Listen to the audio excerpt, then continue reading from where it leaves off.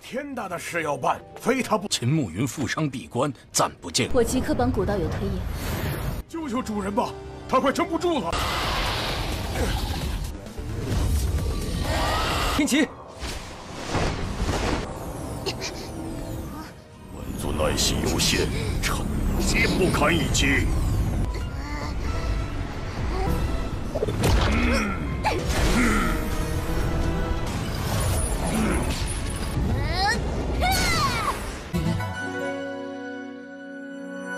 Halo guys, welcome back to Kobe Movie. Dan yes, Wan Chetujun alias Lord Ling Feng di hari ini sebelum BTTH Abang Oyen. Nah, part 229 hari ini Mimin pastikan ini bakal seru banget. Tentu saja dong, karena kita semua bakal melihat si Ling Feng yang akhirnya bertemu kembali bersama dengan anaknya. Bakal terjadi pertarungan super seru tentunya, bukan? Ling Feng juga sempat murka ketika melihat Tianqi yang di pojokan. Kira-kira gimanakah cara Lord kita mengalahkan seorang Raja Iblis di ranah yang cukup tinggi ini? Tentu bakalan seru. Tetapi pertanyaannya, kenapa ini semua bisa terjadi? Hayo, di part terakhir kemarin kita semua sudah melihat Tianqi alias anaknya Ling Feng ternyata dia sedang dalam kondisi yang tidak menguntungkan, di mana dia dikejar oleh Raja Iblis yang sangat kuat.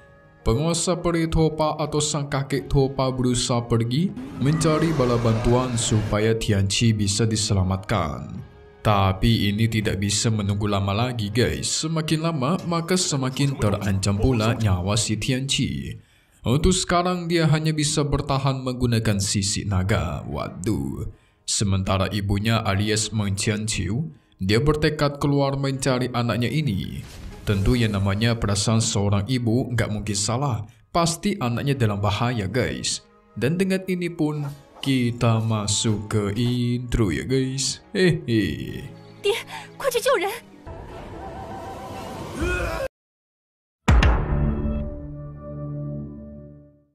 Singkat cerita, penguasa peri Topa dan sang kuda Qilin pun sampai ke tempat klan Qin. Sang tetua langsung menjelaskan kalau Qin Muyun sudah terluka dan mengasingkan diri, jadi dia nggak bisa datang. Tetapi kakek Topa tidak peduli, dia sedang mengalami masalah besar. Jadi Qin Muyun harus keluar secepatnya. Qin Muyun负伤闭关，暂不见。 Topa tekan waktu itu, tepatnya di area terlarang, tiba-tiba keluar dan lolos. Jikalau tidak bisa menangkap roh jahat itu, pasti benar mereka akan mengalami masalah besar. Tentu mereka harus memanggil penguasa periku dan penguasa peri yang untuk mengatasi masalah ini. Tapi siapakah penguasa periku guys? Hehe, yes benar. Itu adalah si Ling Feng yang disebut juga sebagai Ku Feng. Ingat ya, Ling Feng menggunakan nama samarannya yang bernama Ku Feng guys. Sementara itu, leluhur Sui dan yang lainnya tiba-tiba mendapatkan informasi. Tetua Qinnya melaporkan ada kakek Topa dan kuda Qilin S yang datang untuk meminta bantuan. Ketika mendengar nama kuda Qilin S, itu pastilah hewan peliharaannya si Tianqi, kata Ling Feng. 我即刻帮古道友推演。 Sementara itu, kuda Qilin S yang kaget ketika mendengar nama Ku Feng yang merupakan penguasa peri mereka. Tentu saja, kuda Qilin pun meminta agar segera memanggil Ku Feng keluar supaya bisa menyelamatkan tuannya Tianqi. Walaupun di satu sisi dia tidak percaya kalau Ku Feng lah penguasa peri mereka guys. Pas-pasan Ling Feng dan lainnya pun datang ke sana. Kakek Topa sempat nggak percaya juga ketika melihat Ling Feng yang begitu muda tetapi bisa mengalahkan seorang Qin Muyun. Kuda Qilin S yang panik langsung menghampiri Ling Feng meminta menyelamatkan tuannya. Reaksinya lucu sekali guys, sungguhlah panik.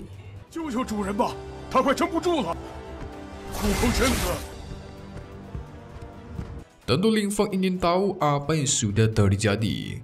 Kuda Qilin menuduh kakek Topa sebagai penipu yang sudah menipu tuannya untuk memasuki alam rahasia. Dan hasilnya, Tianqi dalam bahaya. Tentu kakek Topa tidak terima difitnah begitu saja, ingin kasih pelajaran guys. Tapi melihat itu Ling Feng lah yang tidak terima. 这不小啊，敢埋汰本座，把主人忽悠进大罗秘境。 Karena kuda cilin adalah hewan peliharaan milik temannya, tidak bisa ditindas begitu saja. Ling Feng memancarkan kekuatan api sejati. Api sejati yang begitu dahsyat mementalkan kakek Topa. Kuda cilin juga terus memanas-manasi si Ling Feng, membuat dia kesal bukan main sampai mempersiapkan serangannya.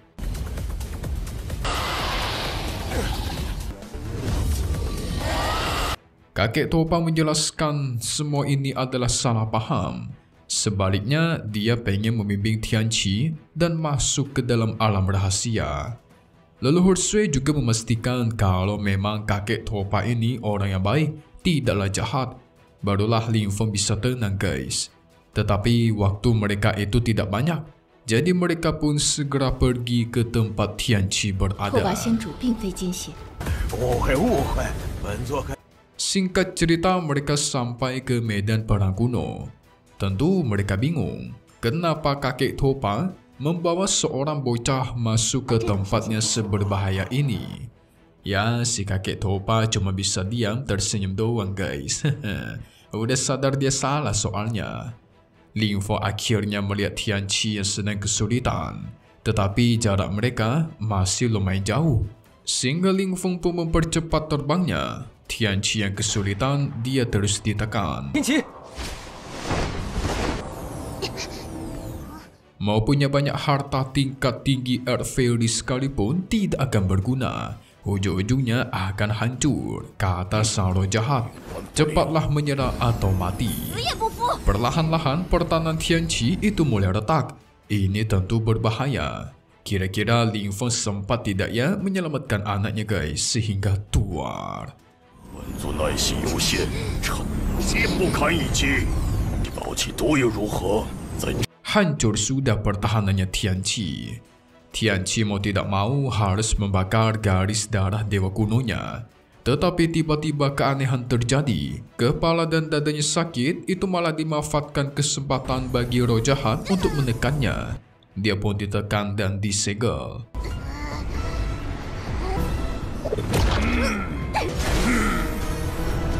Tianqi tentu tidak membiarkannya begitu saja. Dia pun memanggil sosok burung Phoenix raksasa dan tuar.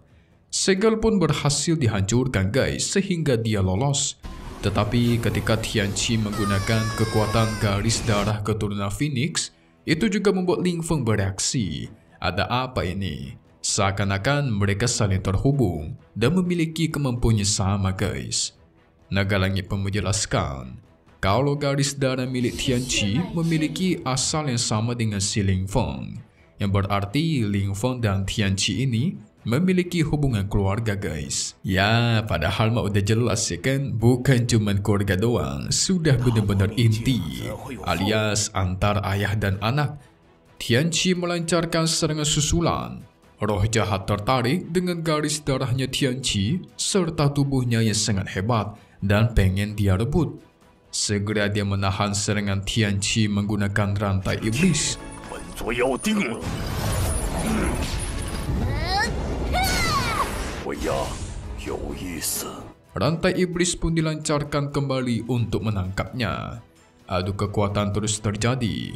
Belum selesai, pedang dua elemen milik Tianqi pun dilancarkan melawan auman dari sang roh jahat sehingga ledakan besar pun terjadi, membuat Tianqi dipentalkan. Secara kekuatan, jelas roh jahatlah yang jauh lebih kuat. Pada akhirnya Tianqi pun berhasil diikat dengan rantai iblis. Sudah tidak ada kata lolos. Apa benar demikian guys? Kata siapa tuh? Sang bapak pun akhirnya muncul. Langsung menghancurkan rantai iblis sekaligus mementalkan roh jahat. Mantap. Sekali bapaknya yang turun tangan, sang anak pun berhasil diselamatkan. Roh jahat yang tidak terima bertanya-tanya, siapakah kau? Ling Feng menjawab, kepo sekali anda ya, hehe. Next pertarungan bakal seru sekali guys. Sayang sekali di episode kali ini agak pendek karena full bertarung. Nah, pertanyaan kita semua, apakah setelah ini bakal ketahuan kalau Ling Feng sebenarnya adalah bapaknya Atau masih belum ketahuan nih? Masa ia harus menunggu si emaknya datang alias mencianciu? Itu mah kelamaan guys. So langsung saja kita masuk ke part 230 Wan Cie Tu Jun di minggu depan hari Selasa. Ayo, kira-kira ketahuan gak nih si Ling Feng adalah bapaknya ataukah bukan? Ling Feng bertanya di manakah ayahnya Tianqi. Kuda Cili menjelaskan bapaknya itu sedang sibuk menjaga dunia lain. Jadi ketika Tianqi lahir, sang ayah tidak datang dan tidak pernah dilihat sosoknya seperti apa. Ling Feng mengira itu bukan dia guys, pastilah orang lain. Dia merasa salah paham doang nih. Padahal itu cluenya sudah sangat jelas, tapi si Ling Feng masih nggak sadar guys. Kan yang melindungi dunia terus nggak pernah melihat anaknya, Ling Feng juga melakukan hal demikian. Emang si Ling Feng nih, dia malah memikirkan gimana kabarnya Tianqiu sekarang. Malah mikirin istri, anaknya nggak dipikirin. Tapi mungkin ya guys, mungkin menurut Mimin, si Ling Feng memang tidak tahu sebenarnya dia memiliki anak. Jadi yang nggak sadar aja yang di depannya ini adalah anaknya. So kita tunggu saja nih. Kira-kira berapa episode lagi supaya si Ling Feng bisa tahu sebenarnya Tianqi itu adalah anaknya ya? Mungkin harus menunggu Tianqi muncul. Lantas gimanakah reaksi kedua anak kembar nanti yang cewek itu guys ketika ketemu Ling Feng? Apakah mereka bakal langsung terima atau memberontak dulu? Kita bakal tahu lagi nanti ya guys, cuman di sini Kobe Movie. Thank you buat kalian semua nonton dan selalu support channel Mimin. Semoga kalian semua sehat selalu. Memang pamit undur diri dulu. Kita bakal ketemu lagi di video-video selanjutnya. Oke kalau gitu, see you guys.